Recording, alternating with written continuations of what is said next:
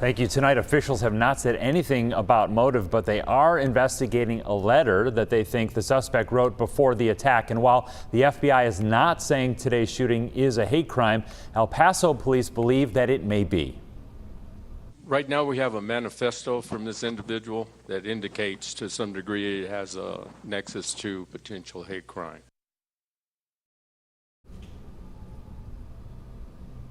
So what did the shooter allegedly write? WFA's Jason Whiteley is here. And Jason, you've been talking with some high-ranking officials across the state today. Yeah, and David, you know, the shooter said he spent about a month preparing for this attack. That is according to that letter he wrote. And tonight, you know, it's investigators from across the state and even across the country are taking a closer look at this 4-page type letter they think the shooter wrote, explaining why he opened fire, killing those innocent shoppers.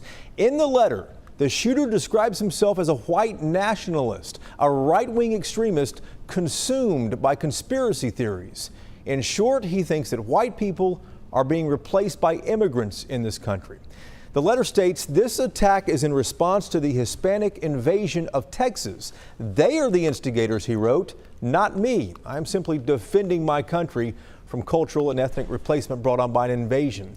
He blames Democrats and Republicans, David, and corporate America as well. He even writes about the destruction of the environment going on. He says, most of y'all are just too stubborn to change your lifestyle. So the next logical step is to decrease the number of people in America who are using resources. If we can get rid of enough people, he wrote, then our way of life can become more sustainable.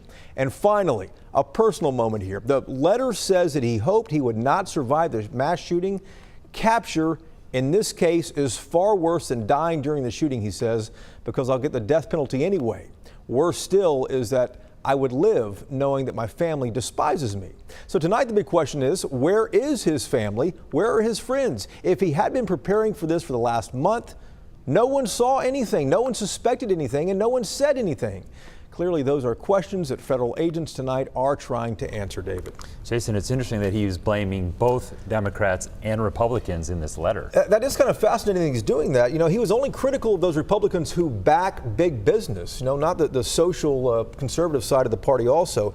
But what this is going to do more than anything, I think, is really going to put gun violence at front and center of the presidential debates. The next debate is going to happen in Houston next month, and Democrats have been pretty moderate on this issue, so we'll see. Haven't heard much about it. You think they're going to talk about it now? I bet tomorrow morning on the Sunday morning political programs, you'll hear quite a few of them coming out talking about this, and we'll see exactly what they have to say. Okay, thanks, Jason. All right. Good report.